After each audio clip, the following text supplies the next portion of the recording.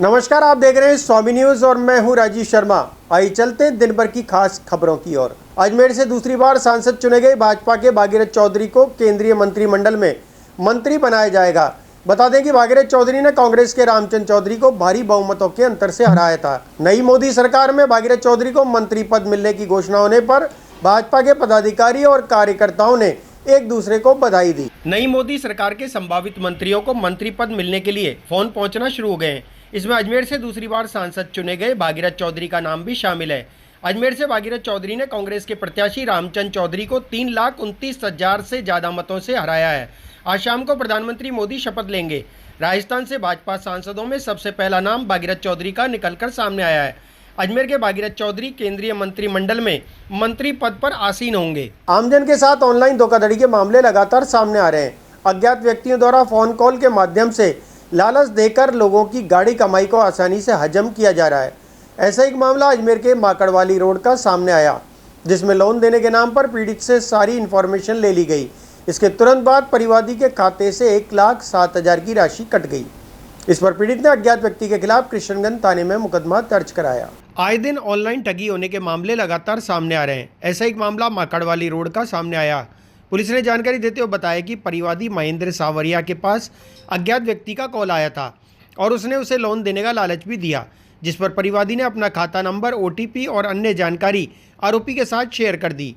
इतना करने के तुरंत बाद परिवादी के खाते से 1,07,000 रुपये निकल गए।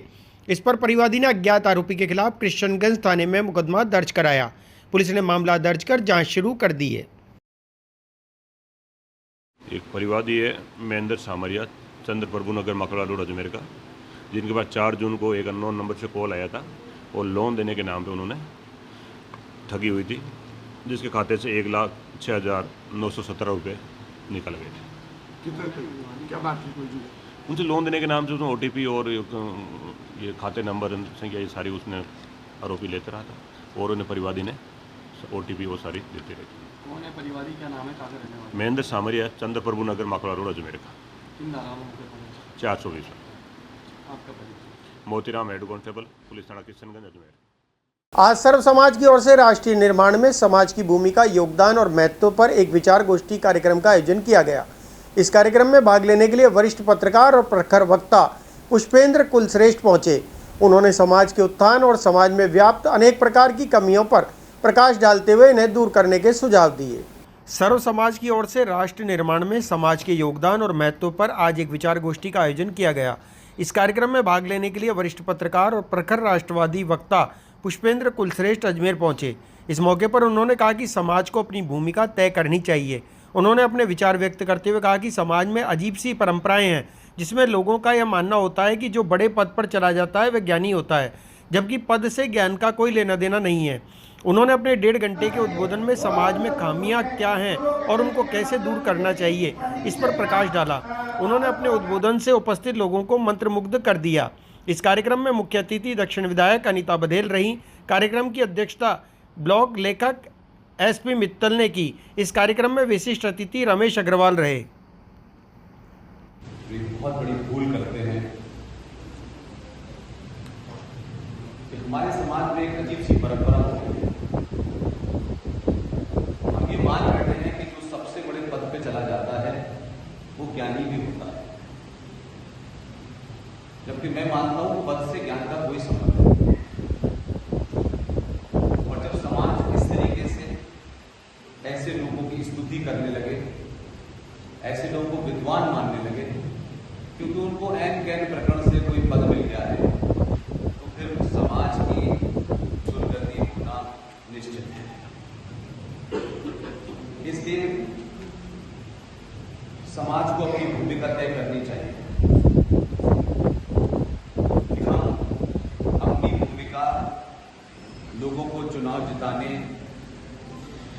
लोगों को चुनाव हराने, टिकट मिल जाने, सड़कों की मांग करने, चावल सस्ते मिल जाए, पेट्रोल सस्ता मिल जाए, ये समाज का काम नहीं है। राजनीति कैसी हो, किस तरीके की हो, कौन लोग उसमें जाएं, इसमें समाज को एक 5 साल में मौका मिलता है। उस समय हो सकता है कुछ ठाकुर हो जाए, कुछ राजपूत हो जाए, कुछ ब्राह्मण हो जाए, कुछ दलित हो जाए।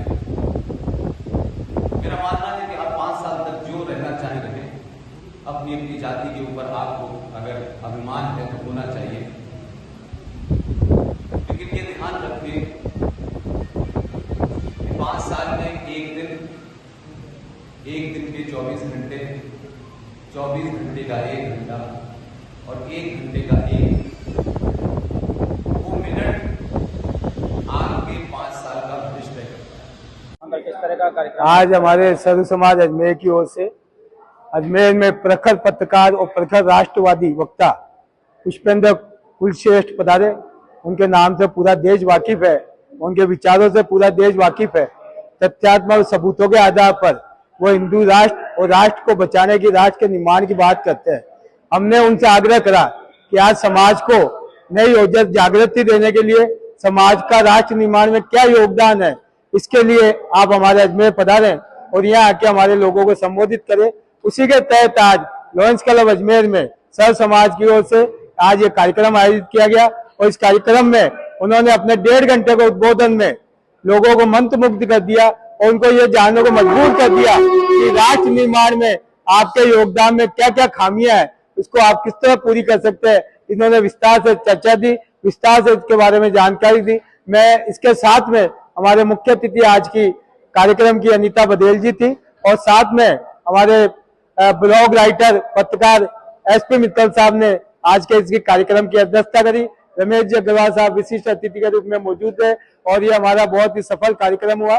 मैं सभी यहाँ पधारे हुए हमारे सभी श्रोतागणों का, जिन्होंने आज यहाँ भाग लिया, सबका धन्यवाद करता हूँ। आपको नाम? मैं अशोक पंसारी, आज के कार्यक्रम का मैं संयोजक था और हमने सर्व समाज की ओर से कार्यक्रम आयोजित किया। Ajay Meru lady social society और ब्लड बैंक के तत्वावधान में विश्व रक्तदान सप्ताह में 9 जून को रक्तदान शिविर में 65 यूनिट रक्तदान किए गए। सोसाइटी की अध्यक्षा दिशा प्रकाश कृष्णानी ने बताया कि इस रक्तदान शिविर में प्रत्येक रक्तदाता के रक्त की जांच निःशुल्क की गई और उन्हें सर्टिफिकेट देकर सम्मानित भी किया गया। Ajay Meru ladies social society एवं ब्लड बैंक के तत्वावधान में विश्व रक्तदान सप्ताह में आज रक्तदान शिविर में 65 यूनिट रक्तदान किया गया। सोसाइटी की अध्यक्षा दिशा प्रकाश कृष्णानी ने बताया कि इस रक्तदान शिविर में प्रत्येक रक्तदाता को नाश्ता, जूस व कॉफ़ी पिलाई गई और खून की जांच निःशुल्क के साथ ही हीमोग्लोबिन व रक्त ग्रुप भी बताया गया। प्रत्येक रक्तदाता को सर्टिफिकेट भी दिया गया।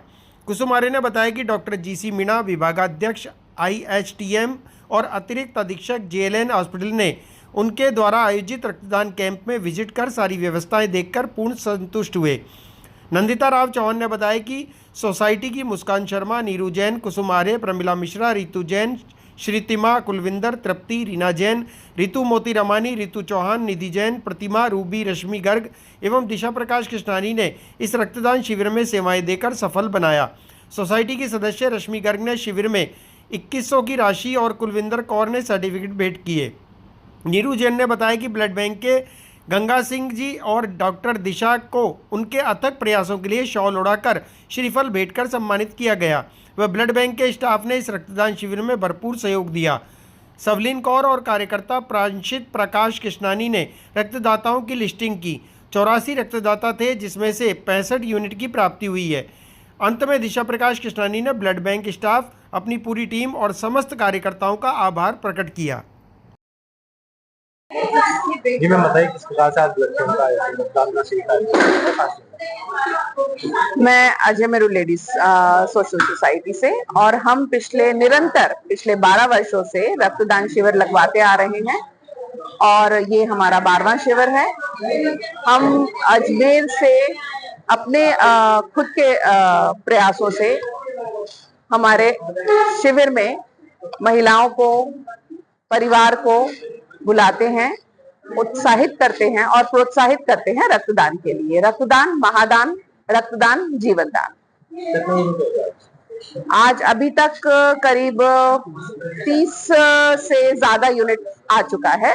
सुबह 9 बजे से हमने हमारा प्रयास आरंभ कर दिया था और अभी तक 30 से ज्यादा यूनिट हम इकट्ठा कर चुके हैं। लक्ष्य तो 108 का है। पिछली बार हम लोगों ने 111 लक्ष्य से अपनी पूर्ति करी थी। हम चाहते हैं कि उससे ज्यादा बढ़े। अब देखते हैं कहाँ पहुंचाता है। 108 की गिनती एक शुभ मानी जाती है, तो उसकी तो पूर्ति हम करके रहेंगे। उसके ऊपर 121 भी हो सकता है और 151 भी। मैं Nandita Ravi Chauhan, Ajmer lady social society, Sachin. अभी लेते हैं एक छोटा सा ब्रेक के बाद फिर हाजिर होंगे।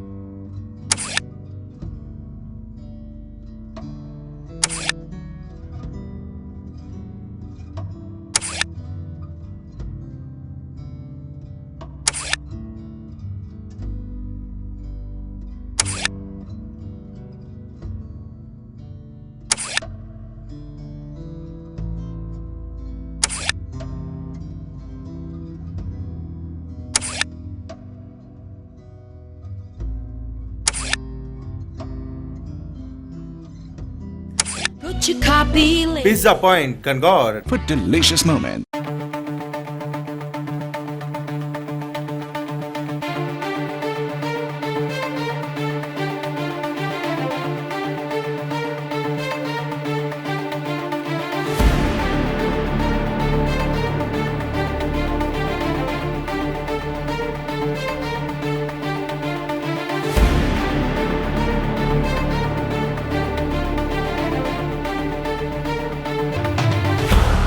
लिफ्टिंग की सिजेरियन सेक्शन में 300 किलोग्राम वजन उठाकर विश्व रिकॉर्ड बनाने वाली कुदसिया नज़ीर अजमेर शरीफ दरगाह पहुंची, जहां उन्होंने सूफी हजरत ख्वाजा गरीब नवाज की बारगाह में अपने परिवार के साथ अकीदत की चादर और फूल पेश किए। Women world weight lifting champion iron lady Kudsia Nazir Ajmer दरगाह पहुंची। अजमेर पहुंचने पर ख्वाजा गरीब नवाज की दरबार में उन्होंने चादर पेश की और ज़िंदगी में कामयाबी की दुआ मांगी। वेटलिफ्टिंग की सीजेरियन सेक्शन में 300 किलोग्राम वजन उठाकर विश्व रिकॉर्ड बनाने वाली कुदसिया नज़ीर अजमेर शरीफ दरगाह पहुंची, जहां उन्होंने सूफी हजरत ख्वाजा गरीब नवाज रहमतुल्लाह अलैहि की बारगाह में अपने परिवार के साथ अकीदत की चादर और फूल पेश किए। दरगाह के खादिम सैयद असगर अली हाशमी ने उन्हें जियारत कराई और दरबार का तबरुक भेंट किया। अस्सलाम वालेकुम रहमतुल्लाहि बरकातहू। मेरा नाम कुदसिया नज़ीर है और मैं बेंगलुरु की रहने वाली हूँ। और मेरा 2022 दिसंबर में वर्ल्ड रिकॉर्ड हुआ था, जिसमें सिजरन सेक्शन डिलीवरी के बाद मैंने 300 किलो वज़न उठा के वर्ल्ड रिकॉर्ड कायम किया हुआ है। मैं अब तक की दुनिया की सबसे एक पहली महिला हूँ ये वर्ल्ड रिकॉर्ड जारी करने के लिए। और 2023 में साउथ कोरिया में south Asia Pacific master games weight lifting championship में मेरा 3 गोल्ड मेडल हुआ था। मैं इंडिया की मुस्लिम सबसे अकेली महिला हूँ जो अब तक 3 गोल्ड मेडल वेट लिफ्टिंग में इंडिया के लिए बैगेज किया है और इंडिया को प्राउड फील करवाया है। और नवंबर 2023 में वर्ल्ड चैम्पियनशिप सिलेक्शन था यूरोप के ग्रीस में, और अल्हम्दुलिल्लाह मैंने सिल्वर मेडल बैगेज किया इंडिया के लिए और वर्ल्ड चैम्पियनशिप के लिए सिलेक्शन हुआ है। वो इस साल फिनलैंड में है। और इस महीने जून 17 तारीख को हम लोग ऑस्ट्रेलिया जा रहे हैं, कॉमनवेल्थ के लिए भी सिलेक्शन हुआ है। तो इस महीने 19 तारीख को Commonwealth weight lifting championship Australia में इंडिया रिप्रेजेंट कर रहे हैं इंशाल्लाह। क्या दुआ करेंगे गरीब नवाज में आप? ख्वाजा गरीब नवाज बाबा से मेरी दिल से तहे दिल से मेरी ये दुआ है कि हमारी कौम की सारे लड़कियों को अल्लाह यही तौफीक अता फरमाए कि अपनी ज़िंदगी ज़ाया नहीं करना है। हम लोग यहाँ मेहनत करने के लिए पैदा हुए हैं, एक दूसरे का साथ की मदद करने के लिए पैदा हुए हैं, अल्लाह की इबादत के लिए अल्लाह की इबादत करने के लिए पैदा हुए हैं। तो मेरी यही एक दुआ है कि ख्वाजा गरीब नवाज के सदक़े से सारी औरतों को यही हिदायत मिले कि ज़िंदगी जब तक बाकी रहे कुछ ना कुछ ग्रेट करके हमारे कौम का नाम रोशन करे और हिंदुस्तान का नाम रोशन करे पूरी दुनिया में इंशाल्लाह। पुष्कर पाराशर ब्राह्मण समाज व युवा ब्रह्म शक्ति के तत्वावधान में सावित्री माता मंदिर लिंक रोड स्थित अस्थायी हेलीपैड पर खेली जा रही पाराशर प्रीमियर क्रिकेट लीग प्रतियोगिता का खेला गया फाइनल मैच पाराशर जय गणेश टीम ने जीता। पुष्कर पराशर ब्राह्मण समाज व युवा ब्रह्म शक्ति के तत्वाधान में सावित्री माता मंदिर लिंक रोड स्थित अस्थायी हेलीपैड पर खेली जा रही पराशर प्रीमियम क्रिकेट लीग प्रतियोगिता का खेला गया फाइनल मैच पराशर जय गणेश टीम ने जीता। प्रतियोगिता के मुख्य आयोजक सीताराम पंडित ने बताया कि शनिवार को पीपीएल 4 का खिताबी मुकाबला पराशर सिद्धि विनायक बनाम पराशर जय गणेश टीम के बीच खेला गया, जिसमें पराशर जय गणेश 11 के कप्तान मधुसूदन मैक्स पराशर ने टॉस जीतकर पहले बल्लेबाजी का निर्णय करते हुए टीम के पवन पराशर के धुआंधार 144 रन व लखन पराशर के 51 रनों की मदद से 2 विकेट खोकर निर्धारित 18 ओवर में 243 रनों का विशाल स्कोर बनाया। 244 रनों के लक्ष्य को हासिल करने उतरी पराशर सिद्धि विनायक टीम बंटी पराशर के 21, दामू पराशर के 87 रनों की मदद से 7 विकेट खोकर निर्धारित 18 ओवर में 230 रन ही बना सकी। पराशर जय गणेश टीम के पवन पराशर को मैन ऑफ द मैच दिया गया। पराशर प्रीमियर लीग सीजन 4 2024 का आज मेगा फाइनल खेला गया और फाइनल जैसा ही फाइनल था। बहुत ही रोमांचक मैच हुआ। पिछले 1 महीने से टूर्नामेंट चल रहा था। हेलीपैड पुष्कर पे लीग मैच खेले गए थे 10 टीमों के बीच। 8 टीम बाहर हो चुकी थी। 2 फाइनलिस्ट थी, जिसमें से एक थी मधुसूदन लाला मैक्स की जय गणेश 11 और एक थी देवांश दामू की सिद्धि विनायक। तो शानदार मैच हुआ जिसमें मधुसूदन मैक्स की टीम ने जीत प्राप्त की और बहुत ही शानदार मैच हुआ और सारे पाराशर युवा शक्ति ने अपना अच्छा खेल दिखाया और इसी के लिए सबका धन्यवाद। कितने दिन से जीती आज? माननीय नगरपालिका अध्यक्ष पाठक साहब ने पूरा फाइनेंस और इसको फाइनल को स्पॉन्सर किया। हमारी निराश समिति में ऊर्जा भरी, उसके लिए उनका बहुत बहुत धन्यवाद। सभी इनाम वगैरह उनकी तरफ से थे और उन्होंने कहा है कि आपका जल्द से जल्द क्रिकेट ग्राउंड होगा, तो हम आशा करते हैं अगला टूर्नामेंट वहीं देखेंगे, वहीं खेलेंगे। और पाराशर प्रीमियर लीग का फाइनल खेला गया। सभी ब्रह्म शक्ति को धन्यवाद। आपका नाम? Sandeep Parashar. Parashar premier league season 4 2024 का आज मेगा फाइनल खेला गया और फाइनल जैसा ही फाइनल था। बहुत ही रोमांचक मैच हुआ। पिछले 1 महीने से टूर्नामेंट चल रहा था। हेलीपैड पुष्कर पे लीग मैच खेले गए थे 10 टीमों के बीच। 8 टीम बाहर हो चुकी थी। 2 फाइनलिस्ट थी, जिसमें से एक थी मधुसूदन लाला मैक्स की जय गणेश 11 और एक थी देवांश दामू की सिद्धि विनायक। तो शानदार मैच हुआ जिसमें मधुसूदन मैक्स की टीम ने जीत प्राप्त की और बहुत ही शानदार मैच हुआ और सारे पाराशर युवा शक्ति ने अपना अच्छा खेल दिखाया और इसी के लिए सबका धन्यवाद।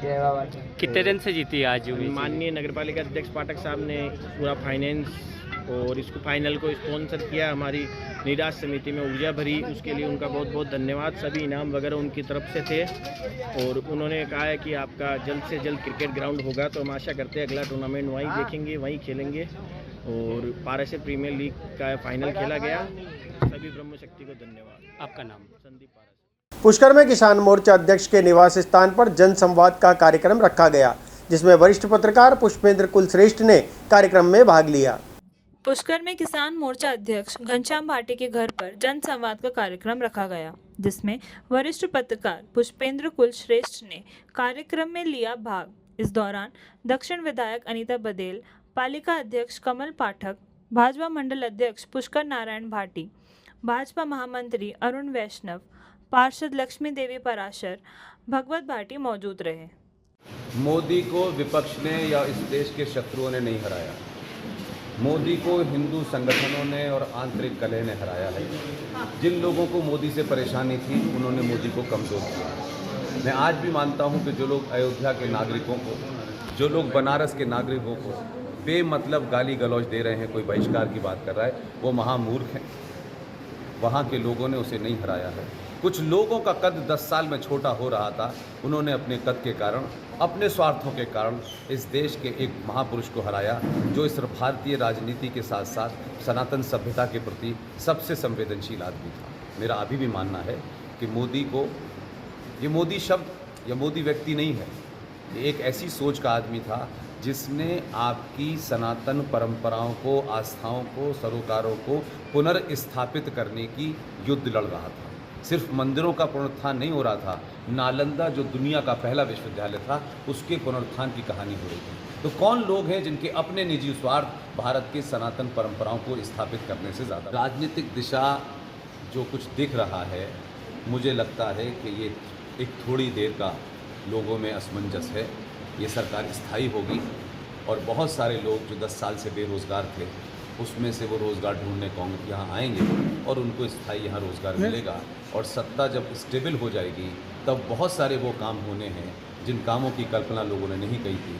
प्रखर वक्ता, वरिष्ठ पत्रकार जो सनातन को, धर्म को मजबूत कर रहे हैं, ऐसे पुष्पेंद्र कुलश्रेष्ठ जी पुष्कर आए थे। हमारे किसान मोर्चा के अध्यक्ष घनश्याम जी भाटी के यहाँ पे उनका जन संवाद हुआ, जिसमें हमारी बहन नेताजी बघेल, चेयरमैन पाठक साहब, पार्षदगण, मंडल अध्यक्ष भाटी जी सभी यहाँ उपस्थित रहे। क्या चर्चा रही आज इस विशेष रूप से? उन्होंने वर्तमान राजनीतिक परिदृश्य पर चर्चा की, लोगों के मन में जो जिज्ञासा थी उनका प्रश्न का उन्होंने जवाब दिया और सनातन धर्म किस प्रकार मजबूत हो सकता है इसके बारे में उन्होंने हमें निर्देशित किया। और जो इस बार चुनावों में वो जो छोटी मोटी कमी रह गई उसके लिए उन्होंने बताया कि हमारे ही कुछ लोग अपनी इच्छाओं की पूर्ति के लिए मोदी जी को थोड़ा कमज़ोर करने की कोशिश कर रहे हैं, जो कि सफल नहीं होंगे और मोदी जी आज पुनः तीसरी बार देश के प्रधानमंत्री बने। फिलहाल बुलेटिन में इतना ही। मुझे दीजिए इजाजत। देखते रहें स्वामी न्यूज़।